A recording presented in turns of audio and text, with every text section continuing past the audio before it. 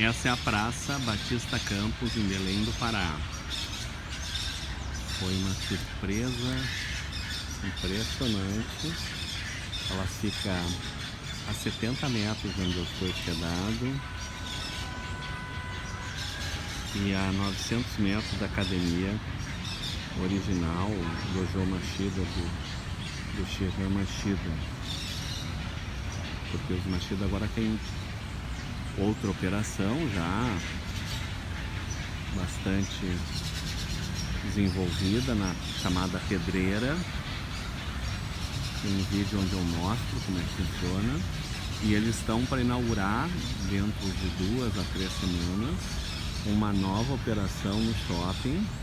Eu também fiz vídeos do local e da obra, do estado avançado, com um espaço bastante amplo, tá? E é uma academia para atender realmente a demanda por artes marciais e esportes de luta aqui de Belém do Pará, uma cidade com 2 milhões de habitantes, né? As artes marciais, durante muito tempo, a partir dos anos 60, elas foram sufocadas pelas pautas globalistas, podemos dizer assim. Por quê? Porque o globalismo é um movimento de, basicamente, idiotização humana, robotização, para que as pessoas comprem tudo aquilo que eles querem, pelo preço que eles impõem, e se alimentem mal, gerando um círculo vicioso, porque a pessoa mal alimentada, ela é refém da manipulação, ela não tem como entender o que está acontecendo e resistir aos apelos emocionais que os globalistas são habilidosos em fazer. Eles fazem 200 anos que eles fazem isso. Eu vou deixar uma descrição, na descrição do vídeo vou deixar um link de um e-book com muitas informações sobre esse globalismo. Mas basicamente, com relação às artes marciais, o que acontece? Quando as artes marciais surgem milhares de anos atrás, elas nascem como um meio de proteger, né, da ganância, porque começou a haver riqueza na Mesopotâmia, e havendo riqueza, havia necessidade de proteção. E algumas pessoas começaram a desenvolver essa habilidade, porque não havia diferenciação de armas, né?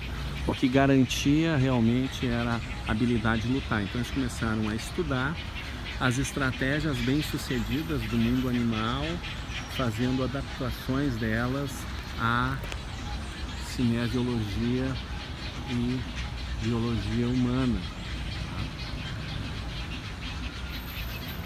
E ao fim e ao cabo, um balão ali, ó, voou e furou. No vídeo não sei se vai dar pra ver, mas tem, as aves estão por todo canto aqui nessas árvores altas, tá? E elas se desenvolvem com caráter hermético, fechado, até que, quando decai a Mesopotâmia, porque o clima mudou, a Mesopotâmia desenvolveu durante uma era glacial, né? Onde aquele local que hoje é um deserto era uma temperatura completamente diferente de hoje, né? E tanto que se cultivava víveres para milhares e milhares de pessoas, e permitindo o desenvolvimento. Os Delales migram, sabe-se que alguns ficaram na Índia, e onde surgiu Kalarapaiti, e ele se desenvolve com 2 formas de treinamento. E sabe-se que lá um monge Shaolin extremamente rigoroso, que se tem notícia de que ele chegou a passar 30 dias fazendo jejum. Monge Shaolin, não, desculpa, um monge budista, tá? Um monge budista pegou a confiança dos mestres de Kalarapaiti, porque eles não ensinavam uns para os outros, e então ele aprendeu E quando ele volta ou vai para a China, ele leva esse conhecimento, né? Ele leva esse conhecimento já, a famosa Vitória Régia, né? Ele leva esse conhecimento já adaptado um pouco com a metafilosofia zen budista, né? Que era da cultura dele, do extremo rigor, né? Da busca do autoaperfeiçoamento, né? Da negação do ego. Então isso deu a ele uma capacidade de treinamento ainda maior, tá? Quando ele chega na China, ele encontra um templo onde os monges trabalhavam, mas eram muito pobres, passavam fome, porque como era um local muito ermo, distante, era um local predileto dos assaltantes, que sempre que os monges tinham produzido alguma coisa, eles iam lá e roubavam, tá? E ele resolve ensinar essas estratégias de autodefesa e luta para os monges. E com isso, na próxima visita dos facínoras, para surpresa deles, apesar dos bandidos estarem armados, eles foram surrados e rechaçados e corridos pelos monges desse templo, que é o templo chamado Shaolin. Com o passar do tempo, esses monges passam a andar pela China e ensinar isso que eles aprenderam, né? E o templo Shaolin se torna uma referência em termos de defesa, né? Eles se tornam a força combatente mais eficaz. O imperador, quando tinha algum problema, chamava eles, que era, digamos assim, a elite da tropa de choque. Quando eu não conseguia resolver de outra forma, chamava eles. Até que o que acontece, né? Já mais recentemente, já na época da influência, né, digamos assim, do globalismo, o imperador é levado a crer que ele precisava destruir o templo Shaolin, porque eles seriam um perigo, que eles poderiam depor o imperador a qualquer momento. Obviamente que esse imperador, ele tinha sido muito mal educado, né, a ponto de não saber como é que funcionava a mente do monge, porque os monges em si, eles eram desprendidos, fazia parte do treinamento.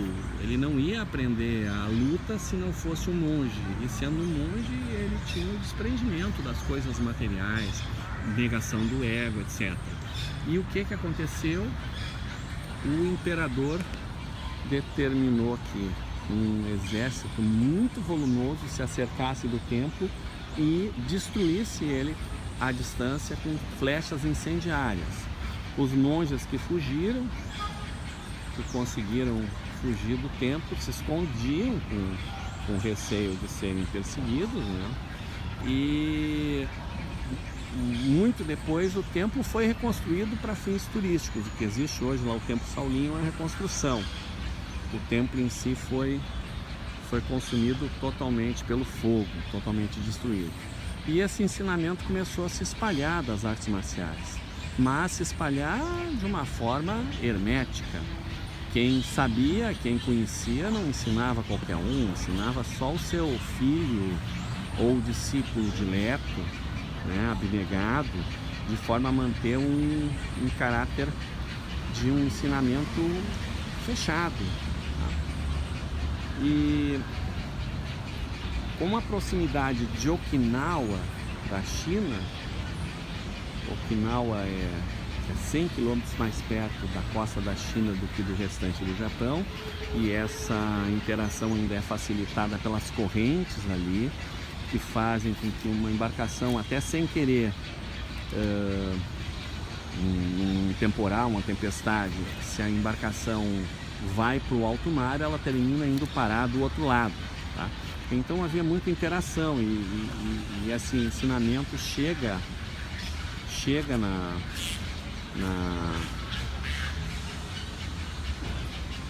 chega na ilha de Okinawa e vai encontrar o perfeccionismo japonês, né? Vai encontrar o perfeccionismo japonês, e o perfeccionismo japonês sobre as artes marciais levou ao desenvolvimento de uma forma bastante eficaz de aprendizado de luta, que posteriormente tornou-se conhecida como karatê. Quando da rendição japonesa, que essa é uma história muito interessante, os generais japoneses não queriam se render, eles tentaram inclusive matar o imperador quando o imperador decidiu intervir e forçar a rendição, tá? E quando o imperador anunciou a rendição, soldados fiéis ao imperador, né, renderam-se, né? Então a sorte estava lançada, porque o plano dos generais japoneses era manter aquela guerra de destruição terrível, tá? Manter aquela guerra de destruição terrível, porque eles contavam que os Estados Unidos iam terminar desistindo da luta por conta da opinião pública, que eles não iam resistir à opinião pública norte-americana quando, ao tentar invadir a ilha principal do Japão, eles começassem até centenas de milhares de baixas, né? Começarem a chegar nos Estados Unidos, né? Aqui nós temos tilápia nesse laguinho, então isso explica por que tem tanta garça, né? Elas têm alimentação abundante. Os generais japoneses pretendiam manter aquela guerra com perdas muito vultosas dos japoneses, mas perdas expressivas das forças norte-americanas, que eles acreditavam e tinham razão nisso, porque isso foi o que aconteceu no Vietnã. O Vietnã, os Estados Unidos foram derrotados pela opinião pública, que não aceitava mais a perda de vidas de soldados americanos lutando do outro lado do mundo. É a mesma coisa que ia acontecer no Japão, né? Eles iam levar anos tentando dominar o Japão, invadir, e os japoneses iam lutar até o último homem, luta corporal inclusive, quando não tivesse mais munição, e com perdas americanas volumosas. Então eles pretendiam manter a guerra, e o imperador acabou com a guerra. O que acontece? Soldados japoneses intocados nos túneis, né, não sabiam que a guerra tinha acabado. Tinha gente escondida em vários locais, inclusive em Okinawa. Okinawa estava tomada de túneis, né, na guerra para resistir.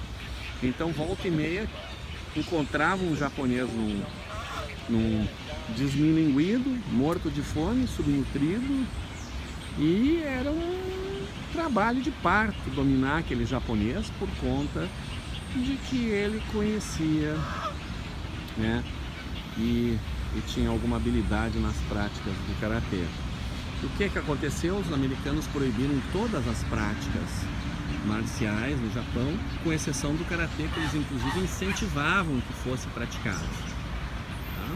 Os americanos incentivavam que fosse praticado o karatê, e começaram a difundir. Ao mesmo tempo, muitos japoneses saíram do país, né, que estava arrasado, buscando melhores condições de vida, e alguns começaram a ensinar, né, e começou. O campeão mundial de karatê, o nipo brasileiro, Luiz Atanabe, né,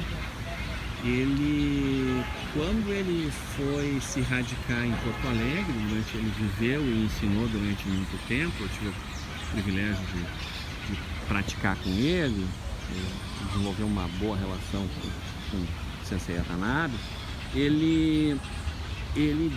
Quando eles embarcam, ele recém tinha voltado dos jogos do Campeonato Mundial, né, que foi no ginásio Le Coubertin, o fundador dos Jogos Olímpicos em Paris. Ele diz uma frase impactante: tem duas coisas que vendem no mundo sem propaganda: Coca-Cola e Karatê. E realmente naquela época você botava uma placa Karatê, tinha fila para alunos se matricular. O que aconteceu? Os globalistas, esses sobre os quais trata esse e-book que está na descrição, né? Os globalistas perceberam que a prática das artes marciais, principalmente o Karatê, que tinha uma sistemática didática muito eficaz, elas terminavam promovendo a consciência do próprio corpo e uma grande capacidade de percepção, tornando as pessoas que exerciam essa prática extremamente difíceis de manipular e de controlar, até porque a prática da arte marcial previne a pessoa contra o estado de torpor pré-pânico, do medo. A pessoa aprende a dominar o seu medo. Com isso, eles pretenderam, a partir dos anos 60, acabar com as artes marciais. Então promoveram uma série de pautas e estratégias para causar infâmia dos profissionais de artes marciais e das próprias artes marciais. Eles são muito habilidosos nisso. Esse movimento globalista, ele tem mais de 200 anos, ele foi responsável pela derrubada de monarquias no Brasil, na Rússia, etc. Eles se associaram ao governo inglês, a monarquia inglesa se associou a eles depois que os globalistas fizeram o que é conhecido como o golpe da Bolsa de Londres em 1815, e eles assumiram o controle de toda a economia britânica. Tudo que existe lá na Inglaterra, naquela época, que possuía ações na Bolsa, eles terminaram comprando e controlaram a economia. Então, e eles controlam as mídias, diretamente, sendo acionistas ou tendo a maior parte das ações através dos seus muitos laranjas, e também pelas propagandas, já que a maior parte das propagandas são feitas pelas mega corporações, a maior parte no volume de recursos, são feitos pelas mega corporações, que eles também são os maiores acionistas, Eles controlam as agências de notícias, eles controlam os políticos, Controlando os políticos, eles eternizam o processo, porque eles criam regras pelas quais pessoas comuns não conseguem ter acesso à política, só quem se vende, com raríssimas exceções. Nós temos uma aqui no Brasil, de um sujeito que era um militar, entrou por acaso na política porque ele queria dar um tempo, escapar de uma punição certa por ter se manifestado, feito um artigo que foi publicado na Veja, questionando os péssimos soldos que a corporação recebia. Então ele, para evitar ser punido, ele concorreu a vereador, se elegeu, depois se elegeu deputado e foi sempre impactando pelas suas falas consideradas absurdas pela mídia, e que, a título de criticá-lo, espalhava, e ele virou uma lenda, O lendário